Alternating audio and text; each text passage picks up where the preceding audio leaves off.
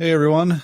Welcome to the inaugural Ag Uncensored podcast with actual hosts this time. This is my first episode. I am your host, Nathan Faleide. If you haven't met me before, I guess I am me. I am a kind of a so-called appropriately cynical ag tech mentalist, as I call myself, which you maybe see on the details. But anyways, I wanted to do a little intro before this first one, as this podcast is a little different.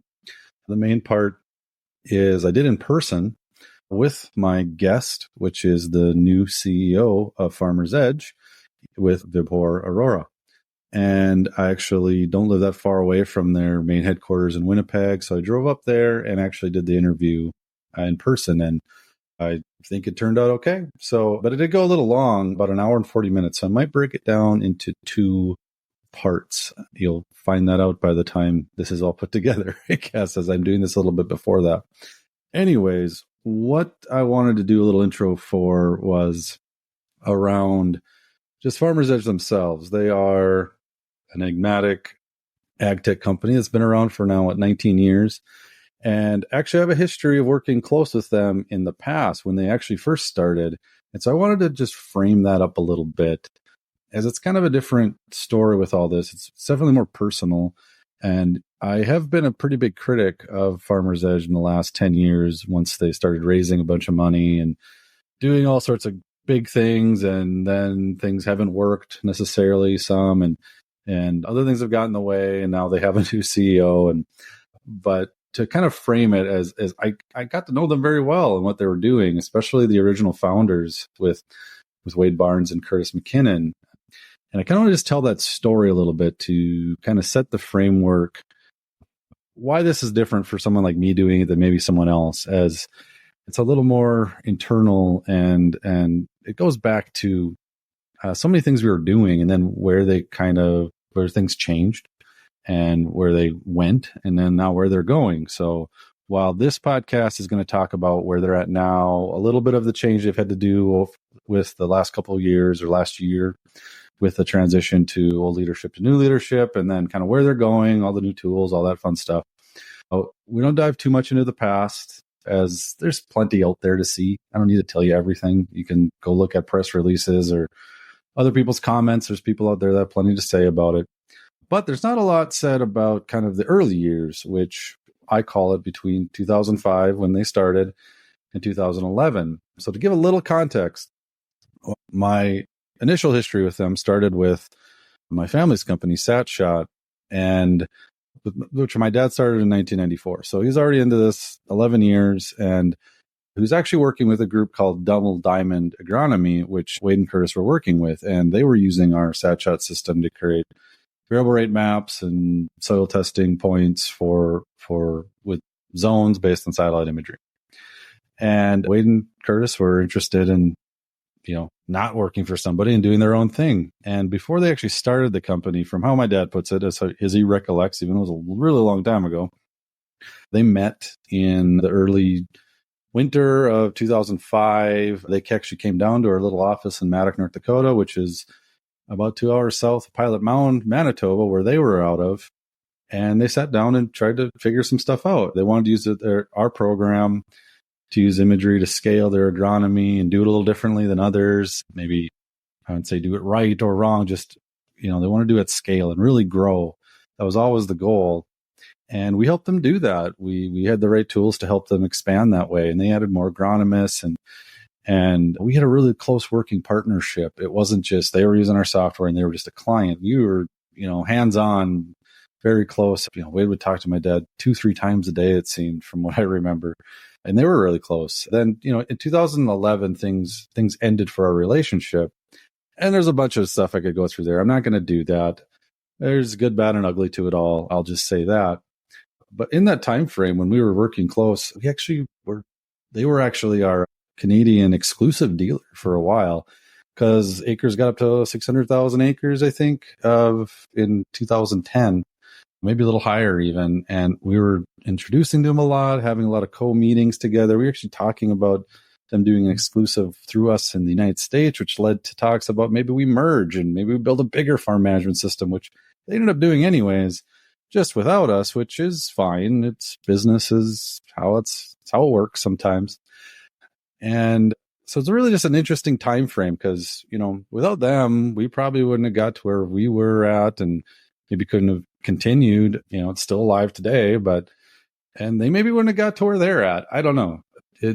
I'd say we were integral to ourselves in the time frames we were.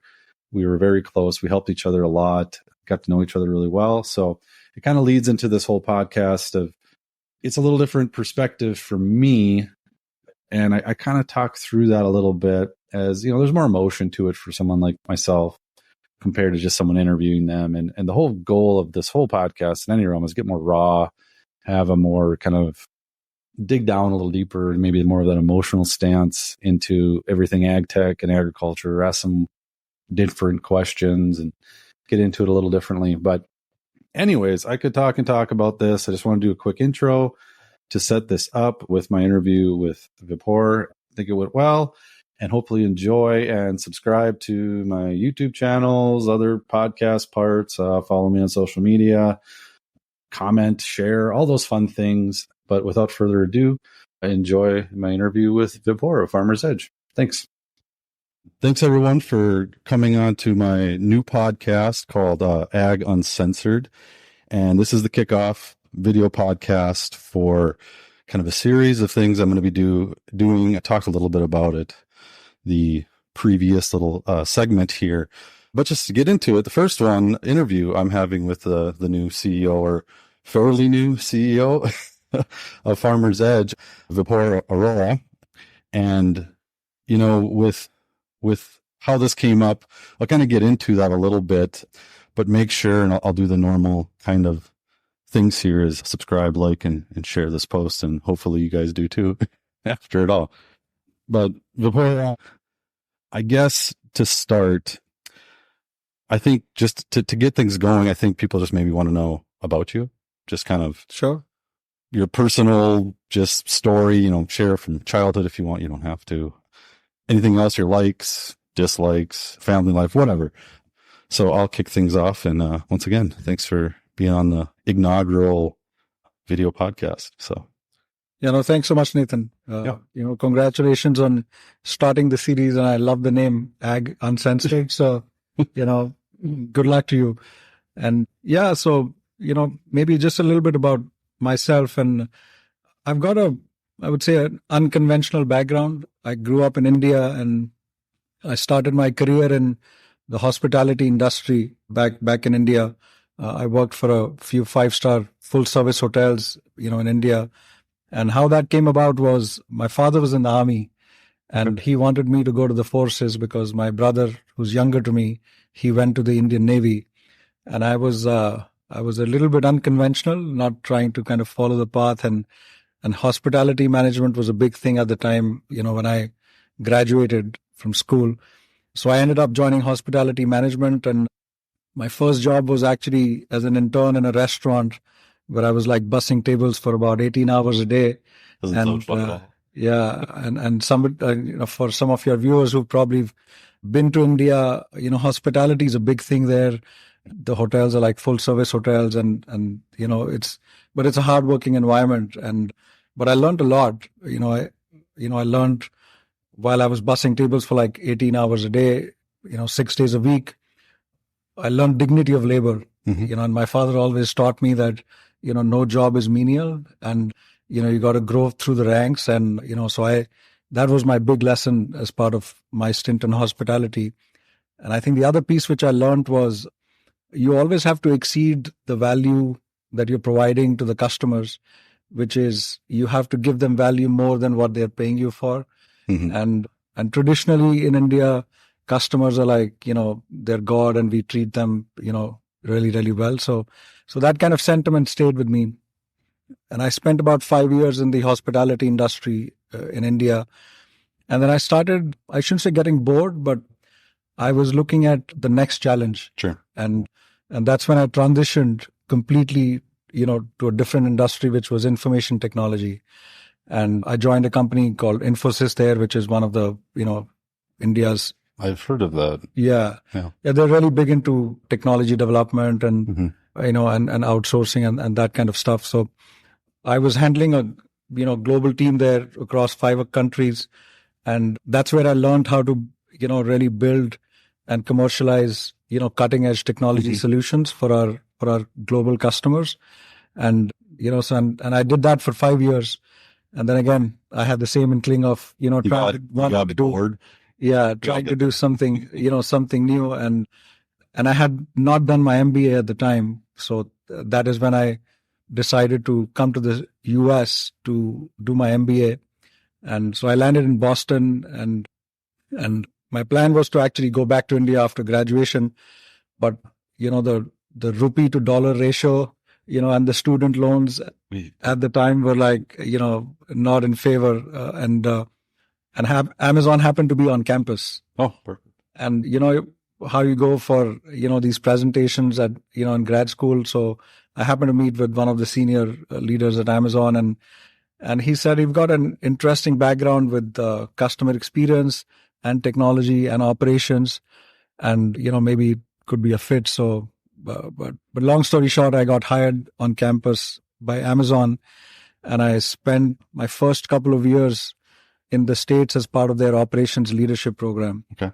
And so I was in Lexington, Kentucky, thoroughly enjoyed my time there. And it's all relatives in Kentucky, and it's Kentucky. Yeah, it's Kentucky. So, they're big fans of, basketball and, the Derby and the Bourbon. And plus I had a great experience, in the US.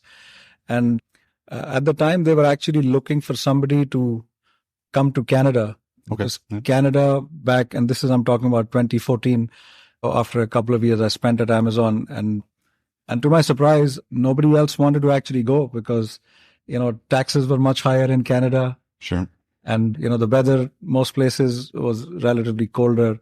So, as I've always followed that unconventional path, I raised my hand and I said, okay, I'll go, but I'll only go for a year and see if things don't pan out. Always, should have the option of coming back. And so my first year in Canada with Amazon translated into almost an 8-year-long stint, wherein, I came and Amazon was pretty much existing, but, it was about 500-600 people at the time. Really, top line was in millions of dollars. But, when I saw the opportunity, because Canada was at a very different adoption curve when it came to, e-commerce adoption, because people still wanted to go to Best Buys and Target. Target existed at the time in Canada and have the tactile feel of things and not really order online. Well, I suppose the infrastructure, roadways and all that it's just different. I mean, there's the one Trans-Canadian. Yes. Highway but different challenges for sure. Yeah, different challenges. The ecosystem, I would say, existed, not probably as advanced as the US, but the logistics providers were there. The internet penetration was happening. And so I said, okay, this is a pretty big opportunity, for this business to grow. And so over the span of 8 years, my team really can be focused on delivering the right customer experience, adding a lot of selection to the Canadian website.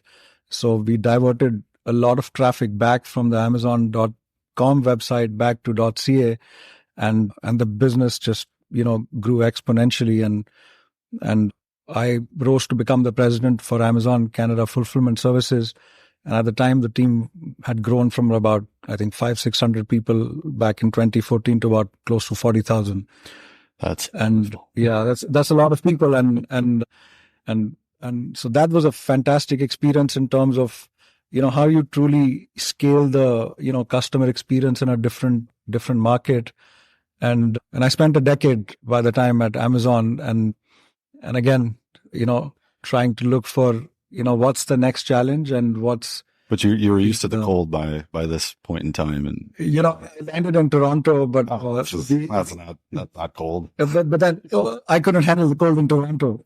I'm sure. Yeah. So we ended up moving to Vancouver. So I'm based out of Vancouver, British Columbia, and so it was interesting that we were supposed to go back, but then ended up staying here. The business became big, and but then I was deep down, I was very proud of what I was able to do at Amazon, but was looking for a opportunity, not actively looking, but back of my mind, I wanted to, get involved with something which was, I would say, more meaningful, but also have that angle of technology wherein I could kind of bring in my expertise. And that's when coincidentally I happened to meet the founder of Fairfax, at a, social setting. And they were looking for somebody to come to Farmer's Edge, and Farmer's Edge, was not on the radar at the time for me. Yeah. So you didn't really know much about agriculture and Yes. kind of the modern sense around everything beyond maybe just randomly driving by and didn't know of the history and everything. Absolutely. And all that. Yeah. So, but keep going. And when I looked at, Farmers as a company, obviously it was at a different scale and different point. And Fairfax had just, I would say, taken it public the year before in 2021. But when I started looking at the macro opportunity, just all these industry reports indicate the macro challenges around, food gap, land gap, sustainability challenges. But then I dove a little bit deeper and saw, okay, what has technology kind of done in ag, all along? And I was surprised at the number of players which existed within ag tech. Yeah, it went from because I've been around it since 94, since my father first created his company Soundshot, and for, I don't know, probably up to 2010, 11. Yeah. It was kind of like a good old boys network. There was 50 of us, kind of groups, and we'd all go to the same conferences, and it would fit into kind of a generally smaller hotel. Yeah. And then things went crazy. Yeah. And I'll kind of dive into that later, just with kind of the growth of everything. But so I was excited about, the number of players in the ecosystem, but at the same time, the narrative was quite, the opposite in terms of the value the ag tech, solutions have created. And then it just kind of made perfect sense looking at Farmer's Edge and technology and some of the history, because this was also, I would say, a turnaround opportunity. And I've always been entrepreneurial, within my, career. So that's when I thought, okay, this is a perfect opportunity with the backing of a, partner like Fairfax, to kind of, tie in all the pieces of where my background can help and, what basically the industry needs in terms of, new solutions, and perhaps I would say in a much more simplified manner. So I joined Farmer's Edge, and in June of 2022, and since then we've kind of kept our heads down, trying to really optimize the business model, really listen to the customers, and I'll dive into a little bit more. Later in the.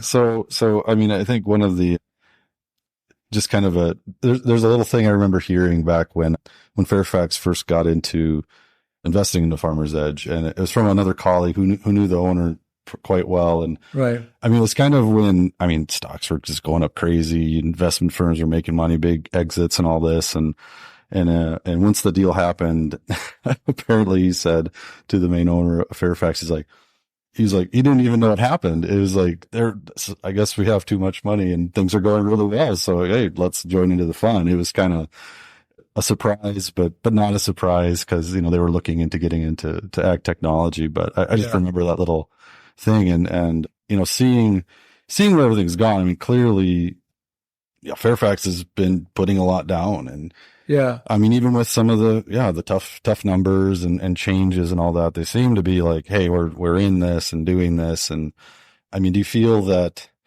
kind of you coming from an outside perspective that's the reason, because things were maybe too internally in ag and they were maybe a little worried that wasn't enough, or things could get too, I can't think of the word right now, but maybe almost closed-minded because you're too much into ag. I mean, I realize that myself sometimes. I'm like, I didn't think of it that way from a larger business sense. Do you think that was part of the idea of bringing someone like you on? Yeah, I would think so. But I think the bigger, objective was to really make sure that, Farmer's Edge as one of their investments, they are going to be in it for the long run. And I know Prem, and I've met him several times. He's a role model for a lot of us here in Canada. And he's a true believer in building Canadian champions. And I think all of us understand, collectively that, the macro opportunities still exist. it's, how do you overcome kind of the near-term challenges and still kind of keep a long-term view. And they've been, I would say, quite pleased with the progress that we've made in the last year and a half. Sure. In terms of the positive changes on culture and on execution and so on and so forth. And, that's why they've kind of now offered to take the company private, which is also, probably a good decision in the near term in terms of, how we want to operate. Yeah. And we'll get into the weeds, I suppose, a little more here, but kind of to switch gears a little bit. So getting into kind of how we met. Yeah, you should know the story. Yeah, I know. It's great because as people are probably listening, I call myself an appropriately cynical ag tech mentalist, which in itself makes I don't even know what that is, but I like it. But yeah, I've been a little more poignant towards issues in the ag industry, but especially the technology industry, because I've been in it a lot. I've seen a lot of things. I mean, and I'll illustrate, maybe talk a little bit up before this, the start here and then a little bit into it. But I was there at the beginning of when Farmer's Edge started. And when I was younger, when a lot of new things came on and I could see a lot of things work, things not work, you get the ups and downs. There's no shortage of stories. Hence why I'm doing this is to kind of get other people on to illustrate those stories, the good and bad, why this didn't work, the mistakes made. And just talk about it in a real sense. Cause while a lot of other things can kind of get lost in marketing, right? And everyone's got to do it. I mean, yeah. and the video, getting to that, everyone's got to do that. Put out a video saying, hey, we're doing this and whatnot. And that's kind of where this started is, you guys put out a video and you're a public company. You got to put something out. But as I do, I kind of look into it a little deeper. And I think with all the crazy things that even happened within Farmer's Edge the last 10 years, for sure, once a bunch of money came in and expansion and all that, and some things worked, some things didn't. And then with the going public and the price dropping a lot, people were like, what the hell is going on? And so I think I put kind of my inner ear to the broad sense of ag tech and saying, I want to hear more. Like, minute 45 video, it's like, and you haven't done a lot of, like you said, marketing and exposure, because you're trying to kind of loop things in and kind of reorganize, reset, whatnot. So I get that, but it's like, I want more. And so I made a little repost and I can't even remember the words on it. Someone can look it up if they want, or I'll maybe post a link on it on the video or something. Yeah. But I think what was different, usually when I do that, the CEO from the other company, be it FBN or Indigo or others that I've kind of criticized, they'll reach out to me and say, hey, how are you? Who are you? I would like to meet you. We should talk. And I think that's a big, for me, at least being in this is a big just change in it all from what, I'd see before, is because you understand that. I mean, as you said in the message, hey, we're open to being criticized. Everyone is, but it's how you kind of roll with it after that I think is really important. Cause I think that's one of the problems in ag technology is, yes, some of it's new. Not everything's worked, and people have had a really hard time taking criticism in it. And so I applaud you for that, is reaching out. And then, we met and a thing kind of sparked with me, and I've always been wanting to do kind of a podcast or something like that. And it's like, well, this would be a great opportunity to kind of launch something off.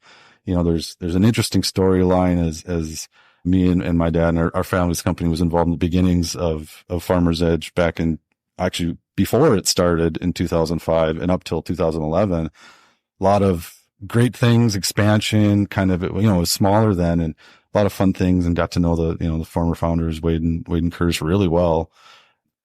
But then, things change and there's been a lot going on, and it's like, there's a story to tell here. And I think a lot of people got caught up in, what didn't work. And I'll dive into that a little bit. Some of the things that did, some things that didn't. So I think it's just worth a good story to talk about and get reeled and get a little uncensored as totally promotes. So, yeah. And so diving into kind of, I guess. So let me go ahead. let me make a quick comment there, because because I'm glad that you commented, on the video, and I've always kind of, lived my personal professional life, and there's usually very little kind of distinction in the way I approach both these aspects of my life. But some of the things which are extremely important to me is, whenever there's a problem, we want to address it head on, right? I agree. And Yep. and not hide behind the scenes, because one is, it's an opportunity to tell the story, and often to correct the narrative if the story is not accurate. And in your case, the story was absolutely accurate, and there's a history with the company, and all of us are aware, and we are trying to be now forward looking, and with what future holds for us. But I think trust, integrity, honesty are core to at least my value system. Yeah. And my team's value system. So we thought it was the best approach in that scenario, wherein there is a criticism, is you reach out and have a transparent, honest conversation. And I'm also happy that you commented, because then that's how we got to know each other, right? And we are here doing this podcast. So, and I think that's one of the things that sometimes those things just lead to the next thing and the next thing. And like I said, I think there was a story needing to be told. I don't know if that could have been told before or not, at least by me. I'm not sure about that, but here we are. So I hope it continues. I mean, so any of you other CEOs out there looking, let's do something. I don't know if it'll be in this format exactly. I live pretty close to Winnipeg, so. Yes. So, okay. So we went over kind of the base pieces of, how you got here, your background and everything.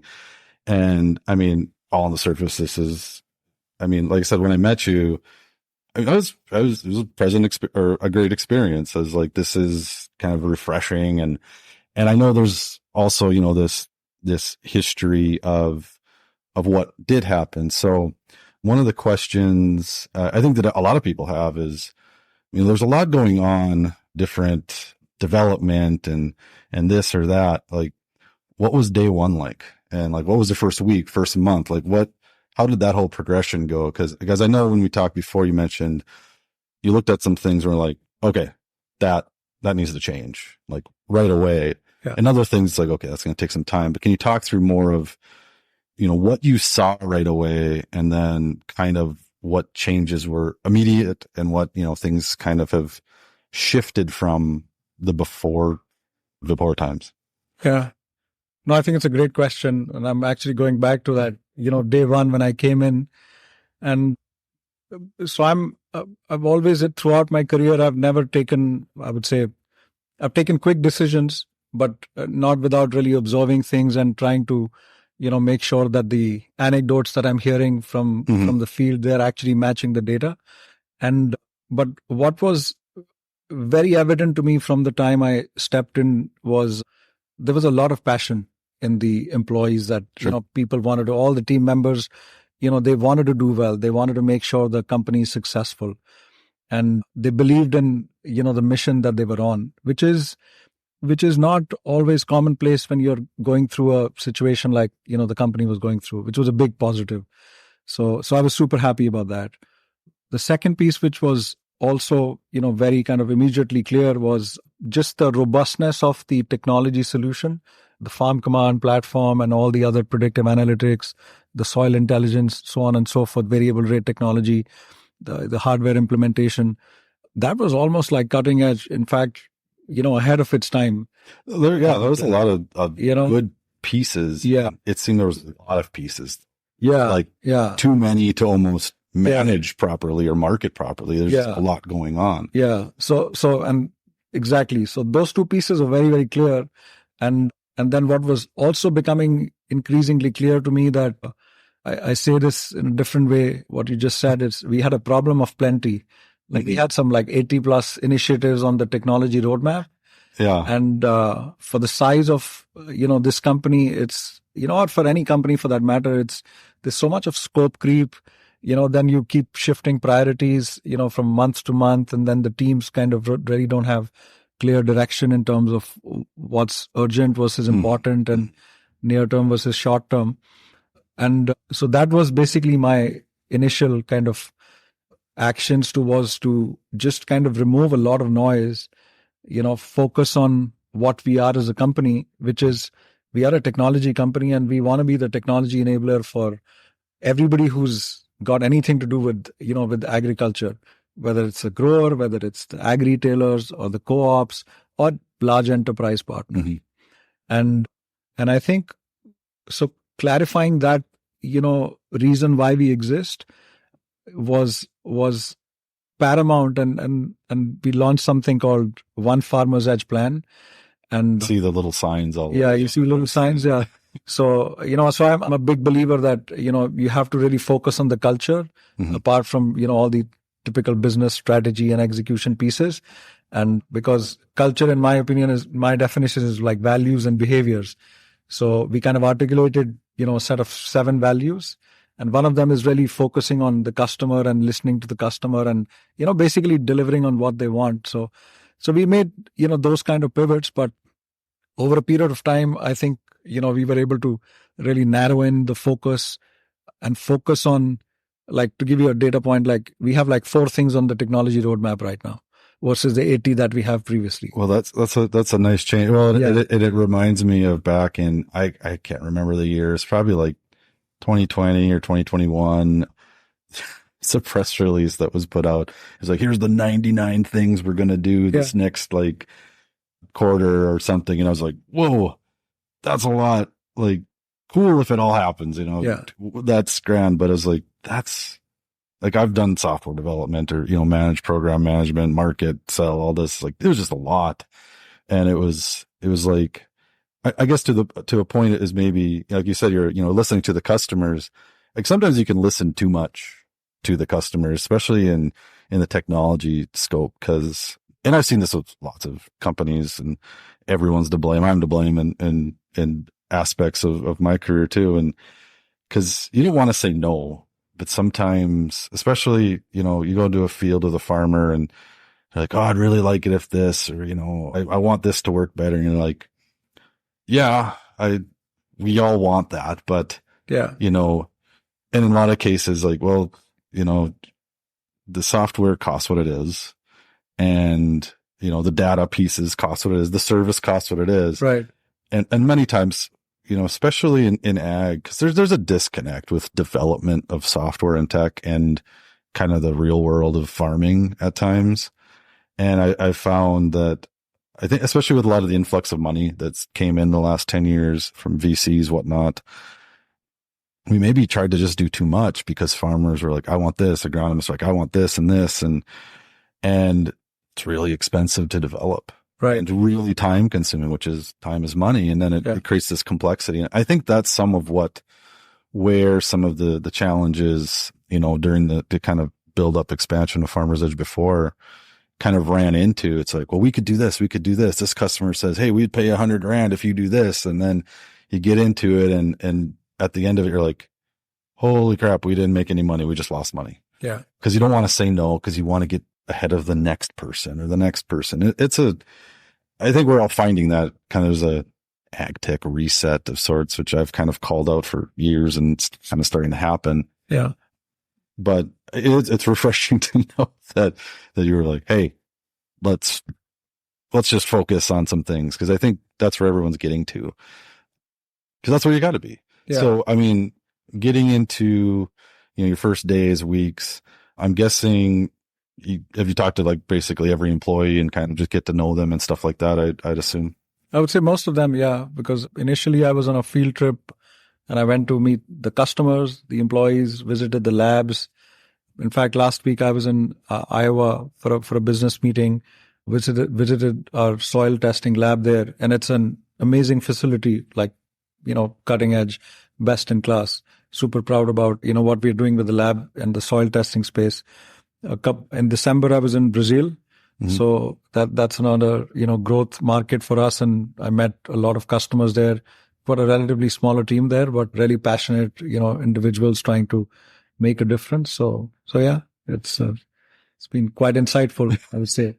So one thing I'll ask, so, I mean, clearly, like I said, there's, old original leadership left 2 years ago or so. And then, they're looking for new people.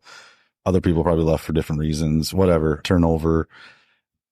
Is there kind of like maybe a sentiment, or maybe not sentiment's not the right word, but a descriptor of how the employees, especially after time, half a year, whatever, compared kind of the previous leadership or the process, maybe just the management process overall, and how it's changed? Like, is there like a specific descriptor? I have one in mind that we kind of talked about on our call, but it's because it seems like there's a different mentality.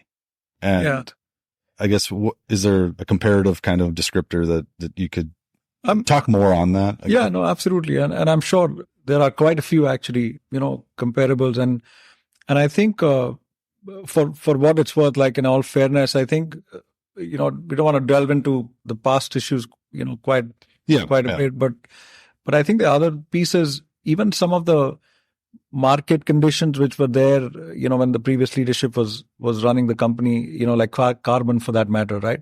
So those promises did not really pan out because of, just the regulatory environment or how, things have panned out, right? So, so I just want to make sure that it was not all about, I would say, just execution. But I think what the employees will say, or they're telling us now through our, feedback surveys, and I've done, I don't know what, over 12, 13 town halls since the time I came in, because I want to make sure that all of our, team members are informed as to, where we are and where we are going. So I think I addressed the culture piece, before, but I think on the specific strategy and execution, you will see a very clear alignment in terms of, where we are going with our services, which is the market we want to cater, and what do we want to do, which is basically, to keep it simple, we want to offer the best in class technology solutions. We want to be complementary in the marketplace with all of, the other partners. We don't want to really be competitive, which has been the case in the past. Well, yeah, that was always one of the challenges that I always see. And it kind of illustrates a main one. And there's some major, I'd say, kind of points in time with the history of Farmers Edge. And I think of it, from being in the beginning when, like I said, my family's company was there, it was kind of a grassroots effort. Like, hey, let's get some imagery, build some zone, do some soil testing. Let's just go out and do something, and let's do some scouting. And then, they would add some other software pieces, other data. And it was, it was pretty straightforward. It was a service. Yes. And we were helping with that service. And then things kind of expand a little bit. That's near when we were ending with them. So when the soil lab came on, there was expansion into, Russia and the Eastern Bloc countries, Ukraine, Kazakhstan, and a lot of that started kind of actually in 2007 for Agritechnica. Right. We were kind of building up to that as we connected Wade at the time with a colleague of ours, Howard Dahl, who opened up mass expanses of machinery into the former Soviet Union. And, Agritechnica was this huge opportunity. And there's a whole other story. It's a different story. It's a fun story. Nothing wrong, of course. And actually after that, I was waiting up going to Russia to another conference, and his translator ended up turning into his wife, and it was at his wedding and everything. And like I said, I won't get into all the specifics, but a lot of things, it started expanding into that. And then, we were always talking about building, about larger software, but there's different reasons why it didn't or didn't happen. But then that kind of expanded into that. And then like the first investment kind of round they did, as big, but to the point, beyond, for things kind of almost overreaching, the stuff with Planet Labs or Planet and the data, like that's a big poignant moment. I was thinking on the ride up here, and there's been other moments like that where it's like, hey, let's do this because we want to, to that competitive advantage, like we're competing with everybody. Yeah. And it turned into, okay, we'll distribute it. We'll do this big exclusive. And it was a super expensive deal and a long term. And it kind of turned into this, well, others don't want to distribute with you because you're our competitor. Mm-hmm. And that became just a broad scale problem. And I think, I mean, just that deal in itself, the kind of this build up to like some of that, I think there was a meaning of, this is a good thing to do. Will build us up. But it kind of hurt. And it even hurt other parts of the industry, especially around the Earth observation space. So, it sounds like to me that you're looking deeper into it than maybe before, saying, like you said, we don't want to be competitive. So yeah, to what degree would you say you are unique, that you're not competitive in, or what are those things? Because before there seemed like a lot, and you said, there's different changes, things you've taken away. What are those things that you don't feel are competitive in the marketplace right now, or you guys are kind of out there?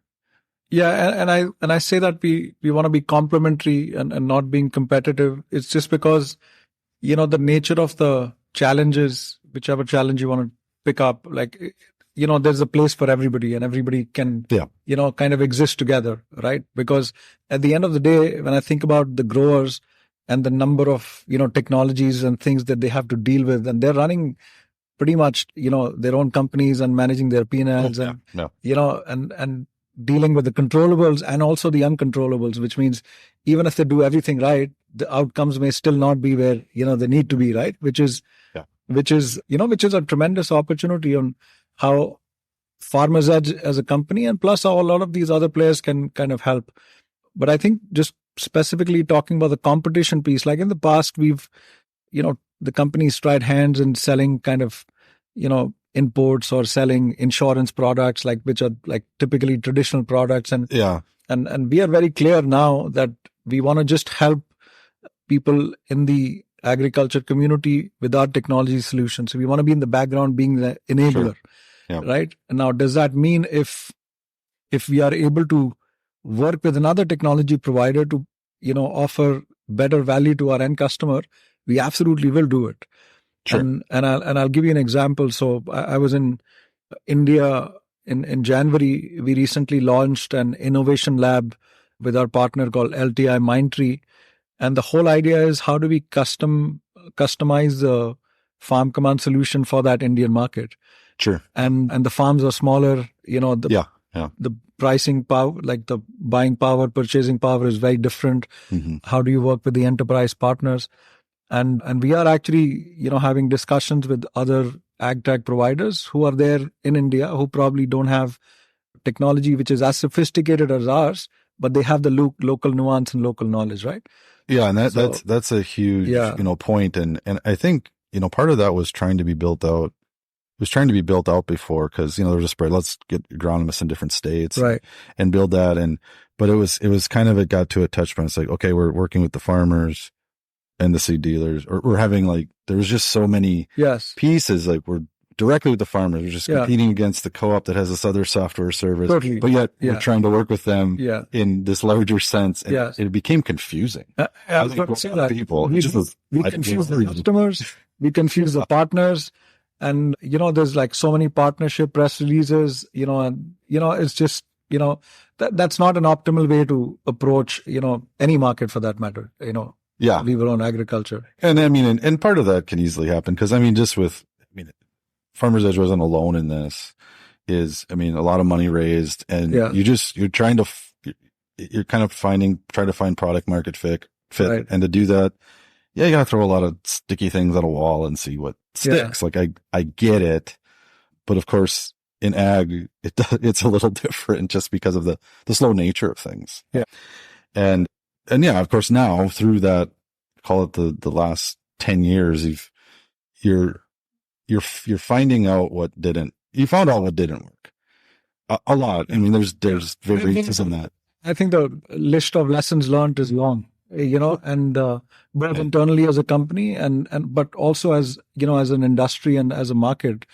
But I still remain very, very optimistic, and I call myself a rational optimist, as my team kind of knows it.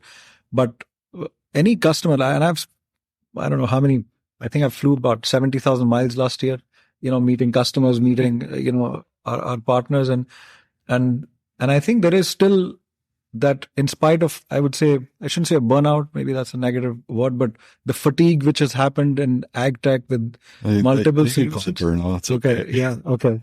So I have experience in multi different levels over the years. So appreciate the validation, I would say then. Yeah, but the passion keeps everyone alive, and there's a lot of passion in all this agriculture, so it keeps us going. Yes, and I'm a new person coming to agriculture, but I've built businesses in other industries before, and the fundamentals are here also the same. But whenever I'm talking to the customers and talking about the solutions, and in a way that is easily understood, in a way it's palatable, in a way that it creates economic/commercial value for them, they're all ears. And that gives me a lot of confidence in terms of, just validating that our strategy, we are on the right path. And then if we are able to execute and make sure that we are delighting the customer by creating value for them, we will be able to capture a portion of that value, as a company, right? And that's what is going to, make us successful in the long run.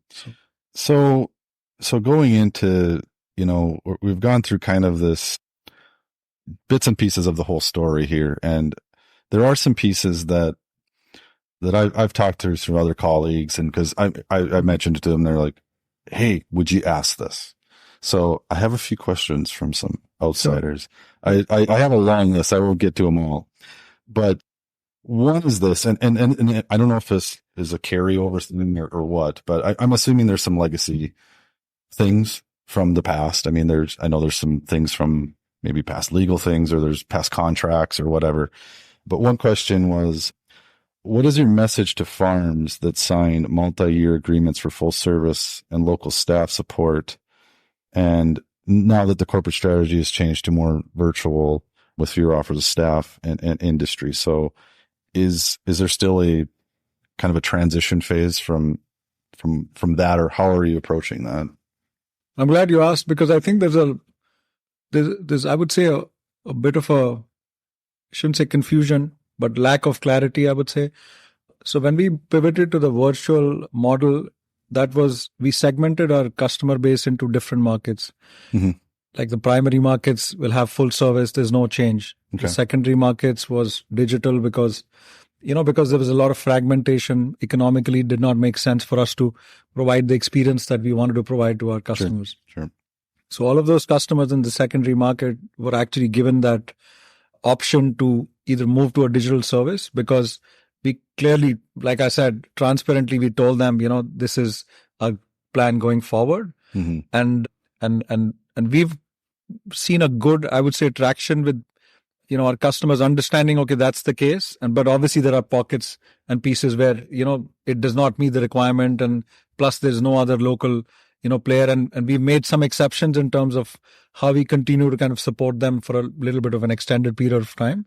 But if there are specific customers, I'm happy to, have them reach out to me, and we can take a specific look. I imagine if you have some of those customers they reached out already, or trying to figure that out. Simply, yeah. I mean, there's always going to be some legacy things from transferring from one vision to another, or stuff like that. I think, Nathan, as a company goes through a turnaround, and as we go through all these different changes strategically to make sure we are creating value for the end customer, there will always be examples like this. But my general notion is that we don't want to run into an expectation mismatch as we, move forward. We want to, our say-do ratio has to be completely intact, right? And, but have them please reach out to me. And if we are able to, make things work for them, we absolutely would. And if we're not, we'll at least be transparent in how we are kind of going to deal with them. So, that makes sense. I mean, because every company, like I said, regardless of how it's changed or leadership or just vision or whatever, there's still a little loose ends, but you got to tie up. And I understand that 100%. Another question. So, I think I know there's probably so much you can talk to, but from some of the past things, and they're ongoing. There's some legal cases. There was before the farm mobile stuff. I think most of that's got figured out. Maybe there's some other stages to that, or there's another one with Precision Weather Solutions. Is there anything you can speak to that? Because I think that's a big question a lot of people have in general. Because I mean, they're what they are. There's Yeah. lawsuits, there's this. Right. And it can bring a level of, okay, is that going to be detrimental to if I work with them? Yes. And it's public. There's things out there. I'm not going to get into all the details, but is there anything you can speak to some of those things and how they've transitioned from kind of the past and then kind of where they're at now? Absolutely. And I'm glad you asked, because these are some of the, I would say, hard pressing questions, right? And even if customers say, we want to work with you, but we are unsure of the future viability, of the company because of whether it's, legal concerns or other financial concerns. I do want to say this, Fairfax as a, investor and as a backer of Farmers Edge, they've always been in their investments for the long run, right? And I probably wouldn't be in this, place given just the uncertainty which was there, with the company, if Fairfax had not kind of assured us that, they will, continue to back it up. And things can change, but directionally, I think we feel that we are in a really good spot, with the changes that we've made in the last, year and a half. Mm-hmm. And with regards to the, legal stuff, I mean, you're from technology industry, these type of lawsuits are kind of commonplace, but everyone that there's money around wants to do someone else's money, and it gets messy, and it becomes, I won't say whether it's right or wrong, and some of those things, like I said, they're legacies. Like we were just talking about. But there are things that happen. So I mean, obviously, it's an ongoing kind of lawsuit, so I can't speak much. But we remain very confident in our position in terms of where we are on all of those kind of counterclaims or whatever, and we are happy to kind of work with individual customers, especially enterprise customers. If there are questions around continuity, we are happy to put it out there as part of the contract that we'll help them kind of transition out, if at all in an unlikely scenario, there would be I would say, less optimal outcome for Farmers Edge. Well, I think that, that's a good note, because I know of personal groups that are, that is one of those questions. And if you're saying, hey, here's this and this and this, if this happens, it's maybe the best you can do. And it's at least honest. I think that's a big difference from maybe whether before it was maybe kind of, let's just keep this over here. I think being open and honest, like, okay, this is a thing, like we got to deal with it, is a good path. So it's got a few more just general questions from some others. I mean, as for maybe just before I lose my thought, I would also say this, that a company like Fairfax, they've got a portfolio of investments. They wouldn't offer to take us private if, they did not, that's a good point. I mean, people there, they know. So they know. And based on discussions I've had with them, and I think personally, like in spite of my kind of unconventional career path, this was opportunity which was, it's wouldn't have been on my radar. So if I left a company like Amazon, running a large organization, being the president of the country, to come and, work here, it's, I truly believe in the mission that we are on, and I truly believe that, this company has, a positive future, and we're going to make it work. So, Well, and to that point, and I think you've spoken to it, but, from farmers to different agronomists, maybe even different past workers in the company. And I think one message when I've talked to others just throughout for a long time is, especially more recently, there's a trust issue. And I think you've spoken a lot to how you're trying to regain that trust, but is there anything else that you'd want to speak to, that of other methods that you're working on to kind of open the door back up to maybe some what the original visions were, and where they maybe got kind of offshooted, but what are some of the other things you guys are doing about that? That's another great question, because like I said, we had, a lot of things on the technology roadmap. So that nuance really just did not stay internal. It also had eventually translated to the external ecosystem, like with the customers, because we've got this solution and that solution, we can do this. Because I think, just to be fair, the interoperability and the adjacencies with technology can be just, that list can be long, to the point of confusing the heck out of our customers. You can only integrate with so many integrations to integrate with integration. So the change that we have made is we are really telling our customers, okay, we have these 2 or 3 offerings. If you're an individual grower, we've got fertility variable rate technology that we want to go out with, because, and part of that is also our soil testing services. So that's a must have for you, because a lot of digital solutions at this, stage also, even in 2024, are probably not a must have. People want to see what they are and, what value can they provide. Plus there's a learning curve and an adoption curve. But there is a lot of, bits and pieces where, like I said, nice to haves, like, yes, need that, but that's nice. And yes, but there are some core things. And I mean, yes, you've always had some of those core things. Yes. So we're staying to the core things. And so soil testing, for example, right? We've already kind of started talking about it in the market, but we'll officially launch our kind of lab and soil testing services. And we are going out to the customer and saying, we'll give you a faster turnaround. We'll give you a cheaper price point. But over a period of time, we will help you reduce the cost of soil sampling through our, virtual soil testing, technology that we have. Okay. Right. So that's pretty simple and it is not confusing. And, so that's like one offering, that we're going to launch. Well, it sounds like kind of like a new, I mean, as we were talking earlier, I was there back in the day when they bought the first soil lab, which is right east of town here.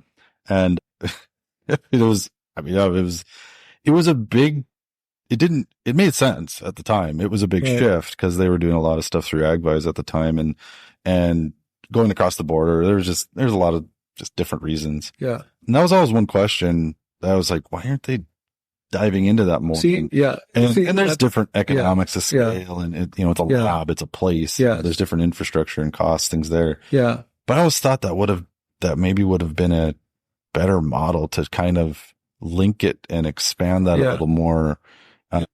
Cause it's needed. It's one of those core things. Yeah. That'll be interesting. And you said that new labs in Iowa, like you said. Yeah. Yeah. So we've got a lab in Canada. We've got a lab in the US. We've launched an innovation lab in India, which is not soil testing and it's an innovation lab. But the idea is that, okay, go to the customer and give them what basically they want. Right. And then plus we've got a host of other digital solutions. And if people are interested, they can, we can add them as a bolt-on. So that's on the, the individual growers. For the enterprise customers and, co-ops and ag retail customers, we are going to them with, a simple solution, which is, and you'll hear this in the Agri-Tech in San Francisco next month. We're planning to launch something called managed services, which is because these big companies, or small companies relatively, any enterprise company, one is they have a very critical decision to make. Whether they build the technology in-house, but they don't have the expertise, or they buy it from somewhere, but the off-the-shelf solutions don't make sense, cannot be customized, etc., etc. So we are trying to go to them and say, okay, this is our base fundamental core solution. We can build derivatives based on what you require. We can help, license, white label it, and So okay, that's an interesting theme. Yeah, I know there was always kind of that's a scoop, by the way. That it's in concept, it's in conception, stage right now. But I've always kind of thought that was. And I remember hearing like rumblings of maybe doing something like that in the past because there were so many different pieces you guys were building. Yeah. But at the time, like we talked earlier, there was kind of more we'll compete against some of the other parts, and just almost kill through expansion and marketing and all that. Which I mean, it is what it is, but I will say though, I've dealt in that space a lot. So, because where I worked from before was with Ag Integrated, which was dealing with a lot of background APIs, exchanges, data translation. And then it got bought by TELUS, the one of the largest companies in Canada.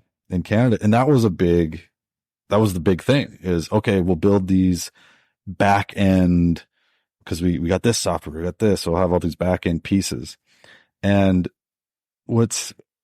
I wonder if people have talked to you about this, and this is just a personal observation that I've dealt with, is there seems to be a want in a sense to do that, to say, okay, yes, building that component would cost me $5 million. I can license it for $250,000 or something like that, or whatever. Yeah.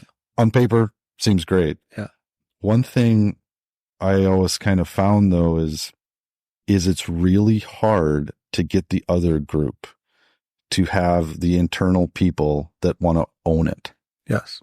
And it's more, it almost became more of a political thing. Yeah. So you could talk to a major ag retailer and be like, okay, we could do these and these modules. Here, you want these 10 things, we can do, say, 7 of them, and we can guide you with the other 3, or hey, there's another group over here that can do the other 3, or maybe you build it yourself. And there almost became this inner political process infighting over, a program, be like, I can build that. I can do it in this many hours. Yeah. Or you don't need to do that. We can do that. We just got to add this little line of code or something, which it's never that easy as you've done technology. But that's what the challenge always was. And then, you get into license fees and they can build up, and then it's like, oh, I got to support the extra pieces on top of those modules. And it almost became like this and I've known groups that have been trying to do it or have tried, and it almost becomes like, it can become this inner collapsing star. Totally. Really fast. So you're aware of that. So that's a good story. Your observation is spot on. And when I go back to my time in Infosys, the change management internally in an organization, which is trying to give you this type of project and then manage it, it's very hard. But I think we've got a good idea in terms of, some of the pointed solutions we want to offer, which is, again, not offering, the whole world in terms of we can change everything, but really customizing it based to, on their need. But also have an element of how we take them through that change management process, because that's the most scary thing, right? Well, you almost need like coaches. Yeah. Like just someone that's been like through different parts to be like, right. All right, I'm just going to sit with you. Yes. And make sure you don't overthink it. Yes. And follow a process. And that's an excellent point, because you just don't need a salesperson who will sell you the deal and then a technology person who will build it. You need that interface in between who will take them along and whether it's an account manager or a program manager or whatever, a product manager. And why we think we are really positioned well to do that is because Fairfax spent over $100 million on the R&D of this company just to build, the solution, right, over the years. So we have this unique combination of having in-field ag expertise, plus the soil labs, plus fertility offerings, along with the technology, expertise that we have, right? And that, because you can challenge me and counter that by saying, okay, there are multiple technology providers who can do the same, but not a whole lot of them have this, depth of in-field experience that, we bring to the table. Well, the one thing, I'll say, and it's maybe kind of a scary point, is some of doing that from where I came from TELUS, I think they're still doing parts of that, but a lot of that whole thing from more of the precision ag side call of it, right? They've basically dropped doing that. Yeah. And then, they're buying, I think, Pro Agrica, or that's being worked on. That was a big thing that they wanted to do. That was, there's been plays at time. Of course, if you can learn from that and understand that it's a needed thing. It's just, and maybe that's, going private. Maybe you can handle that a little differently, because those other groups, TELUS as a whole, and then there's TELUS Ag, and there's TELUS, all these other pieces. Yeah. It almost is too much. It's just like it's too much. And corporatist. And I don't know, like maybe give me your 2 cents on how you think that those integrations have happened, and are they successful, right? And it's, well, in those sense, when I was there, there was like 3 years, it was 15 companies and like 1,500 people coming together. It's hard. That's a big task on its own. And then, even from where Relics Group, I think they own Pro Agrica, they're a bigger group beyond that too. So I think maybe it's one of those things. I think if you can address that early, with like Fairfax is supporting us on this, but they're not like being the ones doing it. Like we're going to do the job and trying to learn from it. So, that's interesting. And like I said, I'm sure more will come out on that. And, just as we're talking through this, that expansion. So in the video that I criticized, in December, I wrote down a piece here and tell me what it means. And maybe it means something totally different. So with going private, it says increasing your cash position by 50 million. What does that exactly mean and entail? There's maybe things you can say, can't say. I don't know, but is that like an infusion of $50 million into this in going private, or is it something totally different? No. So I was talking in the video about the free cash flow improvements, free cash flow, basically, deficit that we've reduced, by $50 million, since the time I started. Okay. Right. And that has come through a lot of kind of optimization of the business model, renegotiating our contracts with some of the key suppliers, like a lot of opportunities, which we kind of uncovered, kind of helped us, get to that position.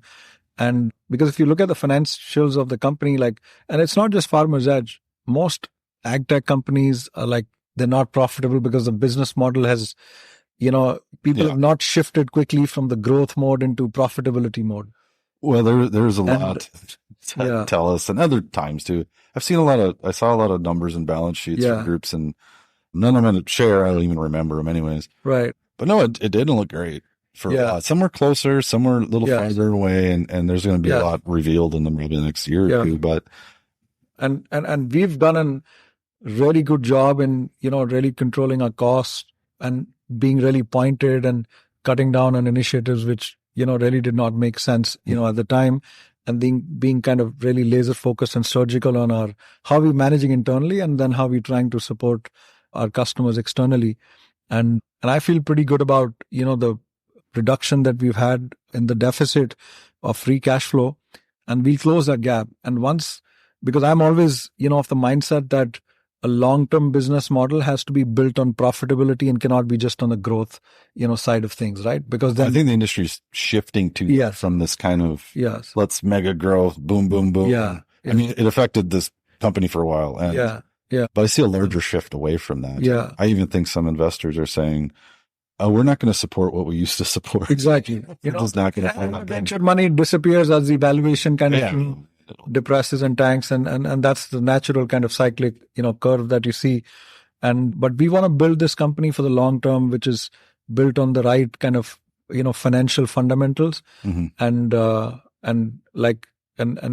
we want to be responsible as a company, because obviously Fairfax is supporting us, and we want to make sure, and I've had this discussion multiple times with Fairfax, we'll not shy away from making an investment wherein it's needed and it can add value to the customers, and then we can capture some value, versus just going out and just making investments which you might get some really, we were talking a little bit earlier, you might get some, I mean, there's going to be some groups going for cheap soon. You might get some really good deals on some certain groups. I mean, it's a process of business. It happens. So and I think that answers. There's some other questions I had on just where is Fairfax on this, but they seem like they're in it for the long haul.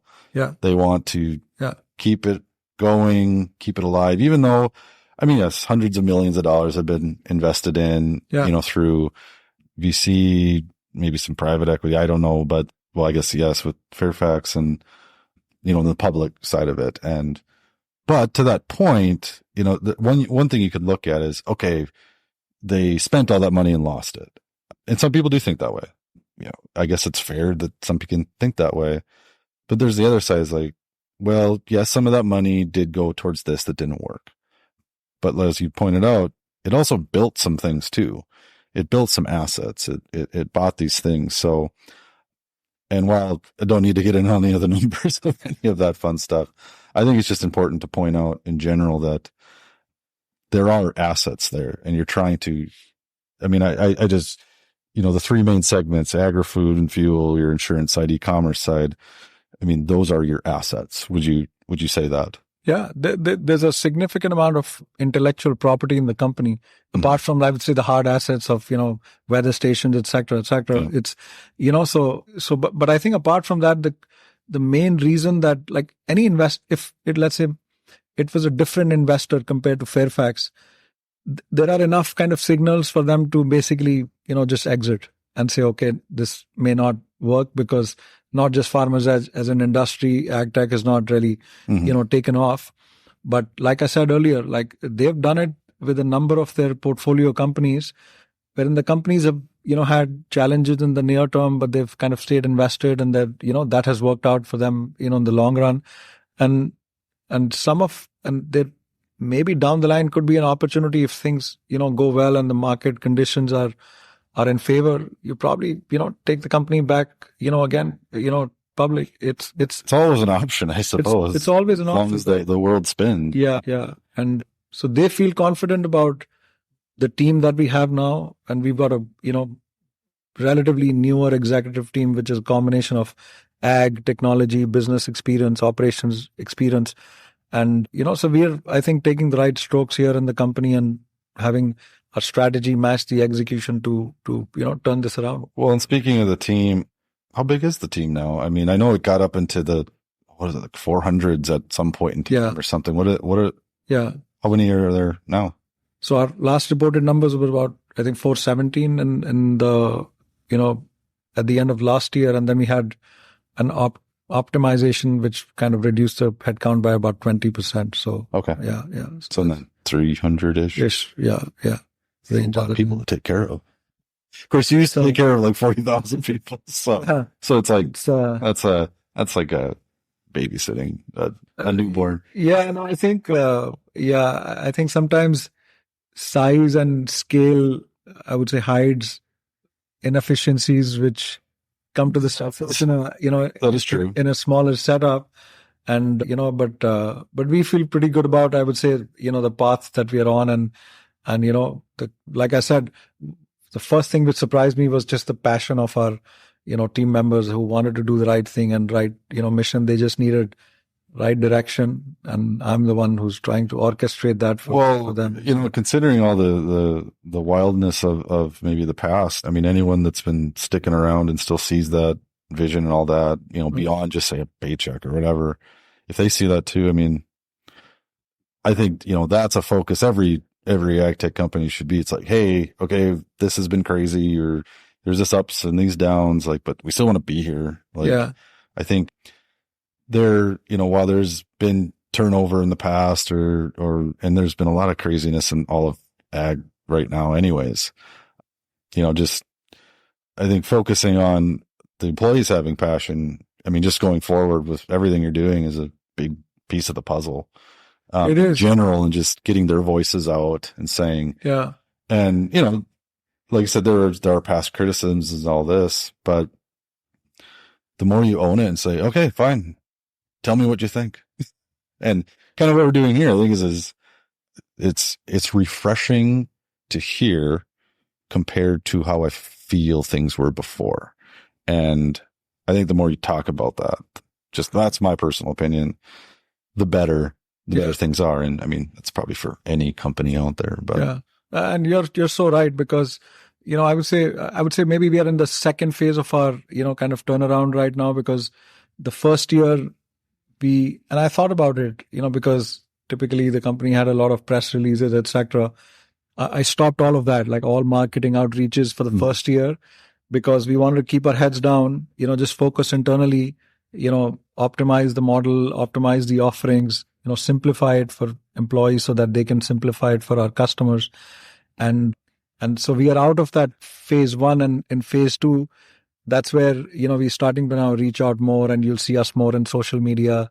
I'm going to these conferences just to listen in, because like I'm a lifelong learner and I'm a new person in agriculture, and I want to put a hat on. It's new CEO in ag tech. Like, please be easy on me.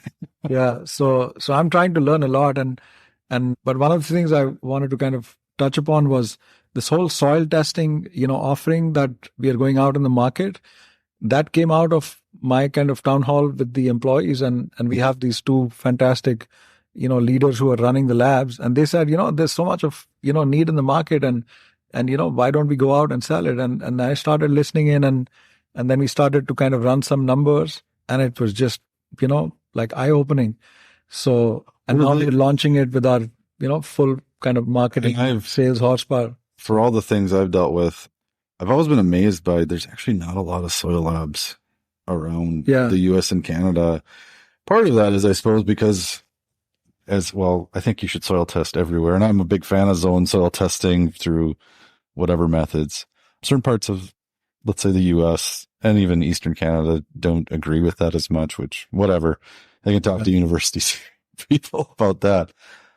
But I think there has been a lack of soil testing throughout all of ag. So if you can get more people to do it, through whatever methods, I think, as long as they're sound scientific practices. Yeah, I think there's a need and want. Data point in one of the reports, like in 2022, only like 60% of the growers, 60% of the growers don't soil test every, year. Oh yeah. Yeah. And that to me is like, that's an opportunity where we can, kind of really assist at a price point, which is, not like egregious. But I guess my reason of bringing that up again was it came out of just listening to our employees and saying, okay, where, what are the customers saying?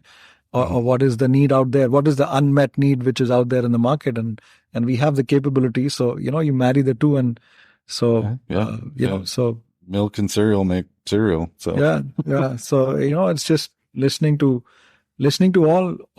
all the stakeholders, not just customers, but also the employees. So will that come, I mean, in the beginning, Farmers had started as an agronomy company. Is there still going to be a lot of regional agronomists everywhere, or are you are you focusing on that differently? Because that was always a core part, is we're going to have agronomists everywhere.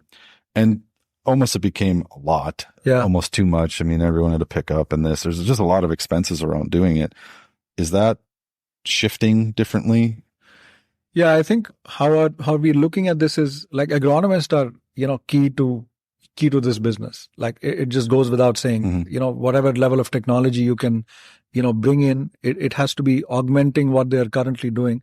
So the way we are thinking about it is, we want to really refresh, simplify our fertility offering, because it comes, with a complex package of, things that, we are going out with to the market. And so that's one thing that we are clearly doing right now. The second piece is, it depends region by region in terms of what is our footprint that we want to operate, because once you get certain economies of scale, then it becomes, economically, well, you can overcompete with the local groups. So, are you opening up more to some of the other independents and saying, hey, do you work kind of with us, or is there? Okay. From that standpoint, so I personally and my team as well, we've had a number of partnerships in this company in the past that we did not manage well. I'm going to all of those people with almost folded hands and saying, we are trying to reset and we're going to focus on what you need and how we can work together. Okay. So that's a very, very strong, clear, simple message that I've relayed to my team, because like I said, everybody can coexist and we want to be complementary and not, competitive. So it applies to. You might just get a ton of emails after this goes out and people saying, I want to talk. No, absolutely. Absolutely. Which, hey, that's all great. So, we've been going on here almost an hour 20. So, hey, good conversation. And I think it's all been great. Just some kind of more maybe ending questions. Just looking over my list here. One that I didn't. I know you've talked a little bit about where, but before there was kind of a pullback. Locations where you are from Australia, and there was some from Brazil, and even from the United States. Right. Where's the main concentration? Where's the main focus now? Worldwide, or where's the different areas? Like what's the key spots? Yeah. So Canada and the US are clearly going to be the, continuing to be the key market for us. Brazil, and specifically Mato Grosso and Brazil, which is a region that we feel, pretty bullish about. And I was there meeting, a lot of customers, enterprise customers, so US, Canada, Brazil are the key markets. Australia, we had to actually exit just because of, the snakes. Yeah, you could say snakes. Yeah, was right. But that could have been the answer, and I've been fucking with it. But I think just with the time zone challenges and the support that we weren't able to really provide to the team for the size of that business, I think it was the right, I would say, short term, I would say, decision. I know a lot of groups from out there, and it's tough for any outside group. It's a big island, time zone, like you said. So and India, is definitely a market which is on the radar for us, because with the, just the positive political landscape, they've done an amazing job in digitizing the ecosystem there, like on the financial side, on the banking side, so that's a market which is of, high interest to us. And we've launched this lab I told you about. We're doing some pilots with a large banking, service provider there. They're actually, and I was actually surprised with the level of sophistication that they have, even in current state, like in terms of trying to improve on their analytics. Well, there's a lot of countries like that, and I've written about it a little lately, and I've seen others is, while the U.S. and Canada dominate in these certain parts, or even Europe or Western Europe, there's a lot of developing areas of the world that they can just catch up so much faster. Yes. But they can also get kind of off-guided really fast too if others from the outside aren't looking for those opportunities. So I'm sure you're going through that. Yeah, it's list by list. Yeah, one of my other learnings at Amazon and even before, was I think the degree of centralization and localization, depending on the journey that you're on in that new market, is very, very important. It's almost probably the most important point, because a lot of times, and I do this with, like, Brazil now runs on a decentralized model for us. Previously, it was a central operation wherein Canada was dictating what they need to do, and we don't have the local nuance and know-how of what's going to happen. Language is a challenge, so on and so forth. So that model is now working well, but any new market that we enter is going to be a function of, what the need is, and, get the local experts, local partners, and then collaborate with them. Well, that is a different path from before. Cause before that was a lot, it was like everything.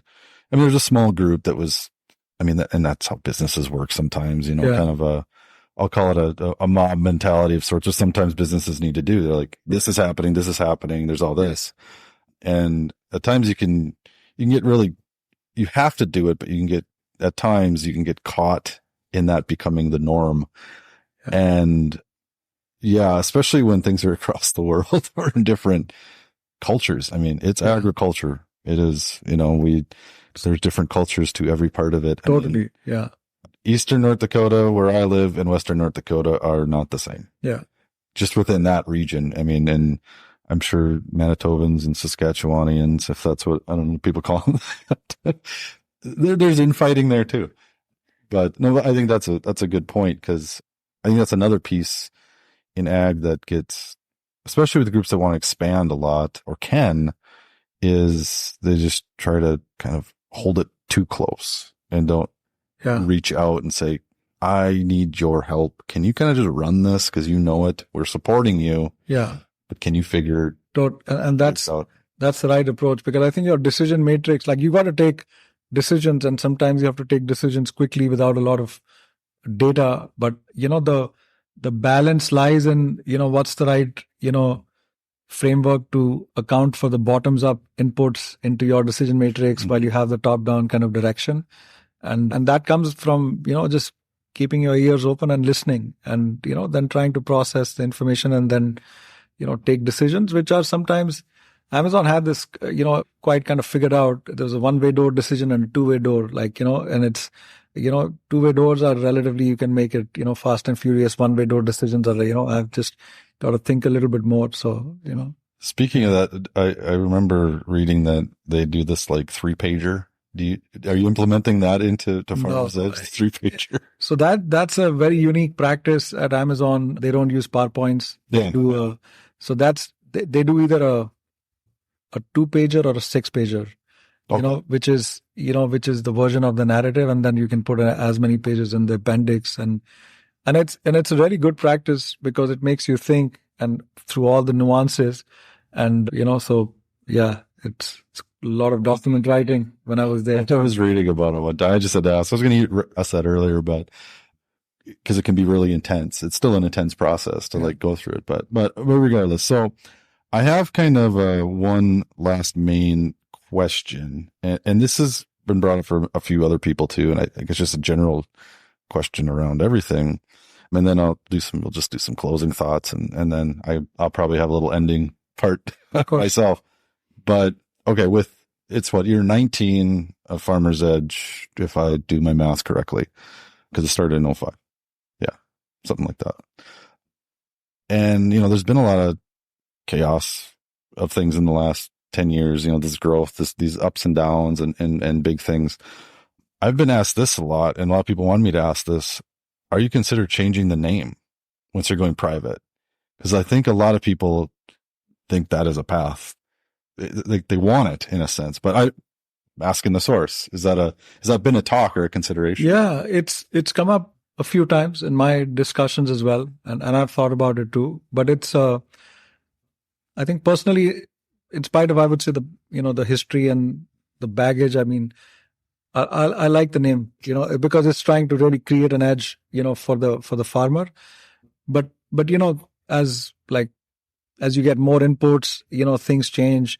We may, come up with a different name for, let's say, if the soil lab services take off and, Sure. things like that. So, yeah, I mean, and I would have probably taken a much deeper look at considering that if when I was going to the customers and I was getting shut out and nobody wanted to talk to me because I'm from, Farmer's Edge. True. That has not been the case. And I've met, I would say, close to about 80 plus customers last year, myself along with my team, different, countries, different, areas. And people have been extremely welcoming and positive. And I've had personally a warm welcome into the agriculture community. I love the passion, and that's good. And they want the company to do well, and they're liking the fact that we are focusing on, improving their experience and not run into an expectation mismatch. Well, and to that point, I mean, and I told you this right away, and I told some other people about it because they're like, why are you, interviewing Farmer's Edge? You've been one of the biggest critics and all this and history, blah, blah, blah, stories that I've told. And I've said to people, listen, okay, ag tech is a lot of things, but, traditionally there's been this infighting, call it for just market share over the last 10 years with all the money and marketing and stuff. And I know a lot of people that just were getting tired of it. And I've seen friends, colleagues that, it didn't work. They had to sell for cheap, or it didn't make it. And, right. And part of me has been like, there's people that want clearly Farmer's Edge to fail for whatever reason. There's people that want it to keep going. And I'll call it, I was maybe more of a middle ground just because of my entire history around it and just everything. But I was thinking after we talked, and I think I mentioned this, is, I mean, it doesn't matter how much I've criticized or looked deep or how others have. We're at a really crazy point right now, because if you guys fail, I mean, for all the stuff you've done and developed, that's going to put a lot of others down. It brings everyone down a little peg. Right. And it's actually better if it works, because that means if you guys succeed still after all the rough patches and ups and downs, is, these people are using it and there's plenty of pie to go around. Totally. You guys aren't going to control the world on this. And either is Bear or John Deere with whatever, name your person. No, there's very low adoption now. It can only be up. So no, I think there's a lot I hope everybody that's listening to this can learn from, just of where the change is and how it's being approached, and maybe take some lessons from it. I mean, I'm doing it as we're talking and thinking through it too, even in other, future podcasts that I'll do.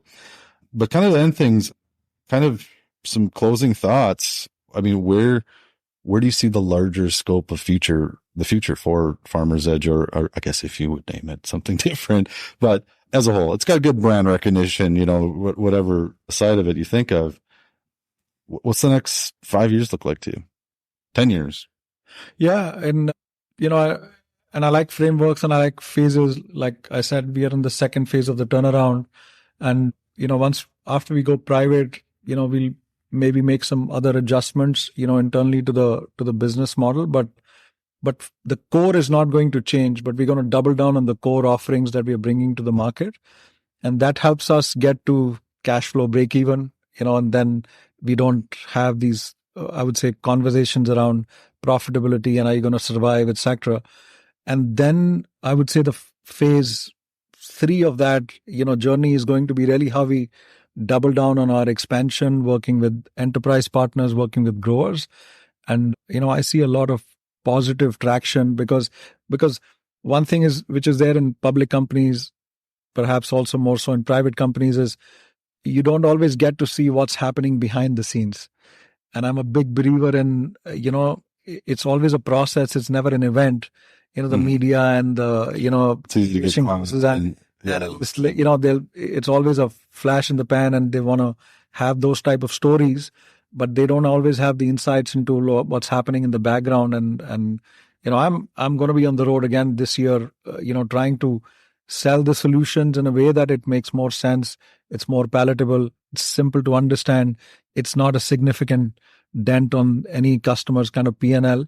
And that's how you create value, and you start spinning that flywheel. And once you do that successfully for a year, couple of years, then the world is our oyster, in terms of how we kind of pan out. So, well, like I said, there's in that term, there's plenty of people. There's not enough oysters being used anyway, so there's plenty of oysters in the sea. Yeah, and I think if like kind of this, I call it, maybe some people will call it ag tech something 0.0, and I don't really have a term for it, but I almost call it, it's like, let's just get back to the basics. Right. We're trying a lot new. I mean, it started off as kind of wild, wild west, and then it got into weird expansion. Like, we just built buildings too fast, in a sense. They were thrown together. Some were better than others, and some crumbled. And now we're like, okay, now we know how to build a foundation. Now we know how to build a nice structure on top. We know how to make it pretty. Now we just got to get people to live in it, and the house last for, at least 30 years or whatever. Totally. Yeah. And I think that's the next phase, is just kind of getting back to reality, and from all sides, from investors to outside companies. I mean, there's, with everything from climate change to politics to agronomics, technology, everything, there's a lot to do still. And the more longer people are in it, and my goal is to have those back end conversations with people like you, saying, let's get to hear what is actually behind the curtain. Yeah. Cause sometimes it's hard to talk about for some, cause it's weird. But I'm glad you're the first one to be on my new Ag Uncensored podcast. So, Vibhore, thanks for coming on and having me here. And luckily it wasn't too far away, and hopefully everyone likes and shares and subscribes, and you guys share it out to as many people as you can. I'll take it. But, and for right now, I'm not doing any crazy advertising or anything either yet. So it's just kind of me trying to get a message out. And so I appreciate you doing this. And I guess that's all I got for now. Any last closing words? No, I just want to say congratulations on your inaugural podcast, and I appreciate the opportunity, and the partnership to kind of allow me to come out and talk about, where we are and, where we are going. But more importantly, I would say reset the narrative, for our customers, in terms of, we've got the right focus and the right sentiment, to make them successful. And good luck. I wish you a lot of subscribers and, a successful podcast series. It'll turn into something. Yeah. I hope I can get it done on the weekly that I plan to. I don't get that as much on writing. And it's actually kind of why I wanted to do this, because I mean, we're here for about an hour and a half, and then it's like writing a few paragraphs that takes like 5 minutes to read seems to take like 4 hours to write. Yeah. So I'm like, I need to switch that around a little bit. And anyways, thanks again for having me. And I'm going to end this main session here. And I have a little closing thoughts just around this conversation and kind of other things leading up into other episodes, I guess, coming forward. So thanks everyone for listening, and thanks for having a good conversation. My pleasure, Nathan. Thanks for having me. Yep. Thanks. Well, there you have it. Thanks for listening to this interesting, call it, first episode of my new podcast, and especially with a group like Farmer's Edge, with everything around it, as we were kind of talking about. I wanted to do a little exit video here just to kind of go through my own little thoughts around it all. As we all know, they're kind of a larger than life, call it, brand in the ag tech space now for many reasons. But overall, it was a great conversation, and I'm glad Vibhore reached out to me to, for one, just kind of communicate through even some of those initial criticisms I had, and even from the past. And I think that shows a lot of someone trying to lead a business into a kind of a new light. And, I think he's got the skills and the understanding to run a business and try to do more with it. He clearly has had a role of expansion from previous work related stuff. And I think he's trying to reset the drive and the culture within Farmers Edge, which is very important right now.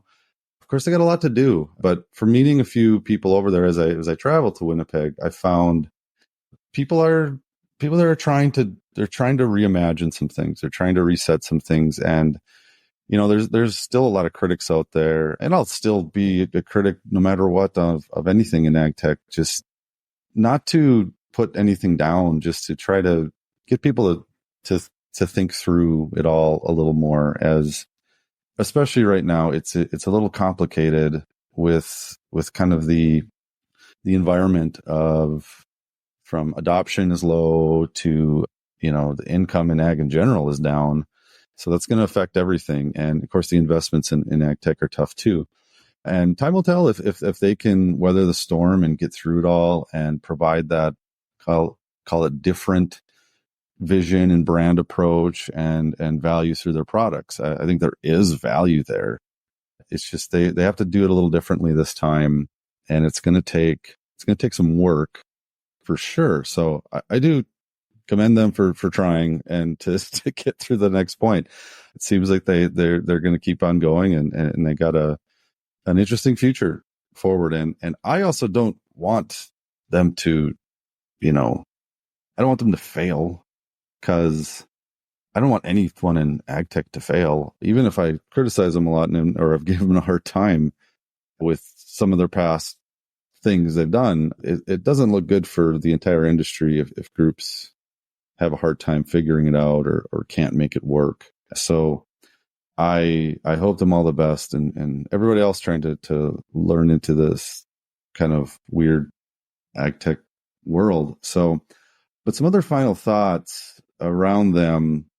They still have some ongoing challenges. There are some ongoing, legal things they're dealing with. The Farm Mobile case, for instance, is not fully closed. There's another court date coming up in May, I believe, around the settlement amount. I think it was $20 million, and where that goes, I don't know where that'll go. That is a whole different discussion point, but it's still a thing they got to deal with. The PWS Part 2 court date, there's not till the fall of 2025, from what I read. So that's a long ways away from now, and who knows where all that will lead them. Of course, they'll have their own challenges going from public company now to private back again, and kind of regaining some of that trust as we talked about. So, like I said, they got an uphill battle, but as we both iterated in there, there's been a lot of money spent on building tools and digital assets, and there's value there. It's just, can it be, I guess, put together right, and the right story and the right value prop for others out there. Maybe that is still in Canada and the US. Maybe it is in Brazil or India or other places, Africa. Hard to say, but there's a lot of growth in other parts of the world too. So if some things don't work here, there's a lot of opportunity out there. There's no shortage of possibilities. And I think one kind of final thing to note is, with the adoption rate generally low in ag tech, especially using software and agronomic processes within that compared to the traditional kind of methods, there's a lot of places in this world that are kind of up and coming and catching up with North America or Western Europe on their practices. So I think there's a lot to capture still. So as long as they can keep things kind of going, they might be fine. I guess, like I said, time will tell. But either way, that's my kind of overview of everything in a very short time frame. But I hope you enjoyed listening and watching. If you did on YouTube, make sure to follow this podcast with the handle Ag Uncensored and all the major social media places that I have so far. Subscribe, like, comment. I'd be curious on what you think about it. And please seal me for my next guest and following ones from there. And hope you enjoyed it, and we'll see you next time. Thanks.